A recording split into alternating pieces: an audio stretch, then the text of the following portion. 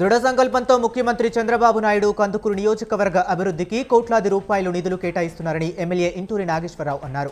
ఈ మేరకు టీడీపీ కార్యాలయంలో ఏర్పాటు చేసిన ప్రత్యేక సమావేశంలో పాల్గొన్న ఆయన మాట్లాడుతూ గ్రామీణ ప్రాంతాల్లో 40 కోట్లతో రోడ్ల నిర్మాణాలు చేపట్టి ప్రజలకు మెరుగైన రవాణా సౌకర్యాలు కల్పిస్తున్నామని తెలిపారు. ఇటీవల డిప్యూటీ సీఎం పవన్ కళ్యాణ్ నియోజకవర్గంలోనూ ప్రధాన అంతర్గత రోడ్ల అభివృద్ధికి 11.50 కోట్లను మంజూరు చేసినట్లు వెల్లడించారు. గత ప్రభుత్వం అక్రమ కేసులు, రాజకీయ కక్ష సాధింపుతో కాలం గడిపి అభివృద్ధిని పూర్తిగా నిర్లక్ష్యం చేసిందని ఎమ్మెల్యే ఇంటూరి విమర్శించారు.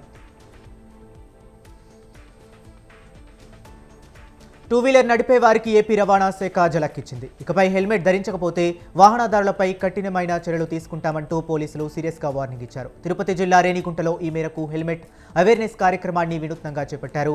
No helmet, no petrol, no helmet, no right పేరుతో సేఫ్టీ అవగాహన ర్యాలీ నిర్వహించారు. రేణిగుంట డీఎస్పీ ఆధ్వర్యంలో నిర్వహించిన ఈ కార్యక్రమంలో పోలీసులు, జర్నలిస్టులు, ఇతర సిబ్బంది పాల్గొన్నారు. ఈ మేరకు డీఎస్పీ మాట్లాడుతూ వాహనం నడిపేటప్పుడు హెల్మెట్ వినియోగం ఎంతో కీలకమని అన్నారు. నిర్లక్ష్యం ప్రాణాలకే ప్రమాదంగా మారుతుందని హెచ్చరించారు.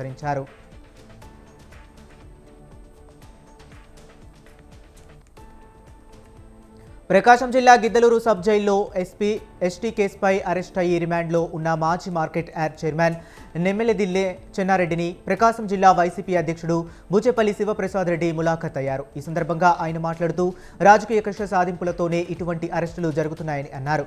అధికారంలోనే ఉన్నామనే అహంకారంతోనే టీడీపీ అక్రమ అరెస్టుకు పాల్పడుతుందన్నారు. తమ పార్టీ అధికారంలోకి వస్తే అన్ని లెక్కలు తెలుస్తామన్నారు.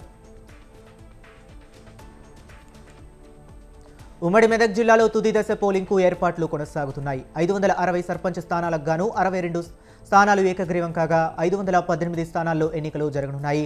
ఆయా స్థానాలకు గాను 1589 మంది బరిలో ఉన్నారు. 4920 వార్డుల్లో సభ్యుల స్థానాలకు గాను 978 స్థానాలు ఏకగ్రీవం కాగా 3942 వార్డు సభ్యుల స్థానాలకు ఎన్నికలు జరగనున్నాయి. ఎస్హెచ్జీ మహిళలు ఆర్థికంగా స్థిరపడాలనే లక్ష్యంతో ప్రభుత్వం పలు అభివృద్ధి కార్యక్రమాలను చేపడుతుందని ఎంపీ కేశినేని శివనాథ్ అన్నారు.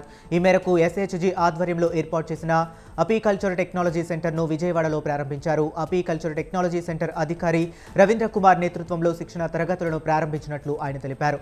30 మందికి వర్మీ కంపోస్టింగ్, నేచురల్ ఫార్మింగ్ శిక్షణ, 15 మంది మహిళలకు తేనె తయారీ, తేనెటీగల పెంపకంపై శిక్షణ ఇస్తున్నట్లు ఆయన తెలిపారు.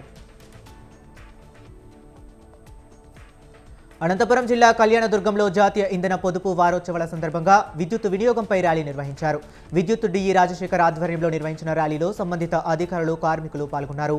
విద్యుత్ ఎలా వాడుకోవాలనే అంశంపై, సహజ సిద్ధంగా వచ్చే సూర్యకాంతిని ఎలా వాడుకోవాలనే విషయంపైన అవగాహన కల్పించారు. ప్రభుత్వ ఆసుపత్రికి వచ్చే రోగులకు మెరుగైన వైద్య సేవలను అందించేందుకు పెద్ద ఎత్తున కృషి చేస్తున్నామని అనంతపురం ప్రభుత్వ సర్వజన ఆసుపత్రి సూపరింటెండెంట్ డాక్టర్ మల్లేశ్వరి తెలిపారు. ఆసుపత్రి పరిధిలో వందల సంఖ్యలో బెడ్లు అందుబాటులో ఉన్నాయన్నారు. దీంతో అక్కడికి వచ్చే రోగులకు మెరుగైన వైద్య సేవలను అందించేందుకు సిబ్బంది నియమించబడ్డారన్నారు.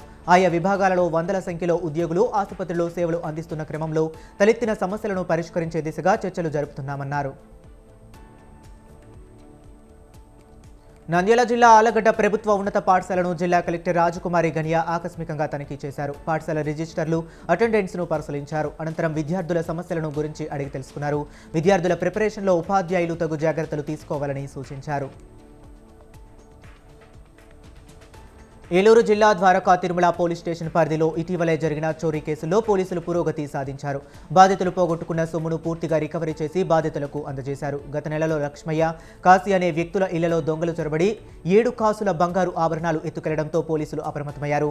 దీంతో దర్యాప్తు చేసిన పోలీసులకు దొంగలు దొరికేశారు. వారి వద్ద నుండి 7 కాసుల బంగారు ఆభరణాలు, 2 లక్షల నగదుతో పాటు సెల్ ఫోన్లు, పోగొట్టుకున్న 29 మంది బాధితులకు వాటిని స్వయంగా అందజేశారు.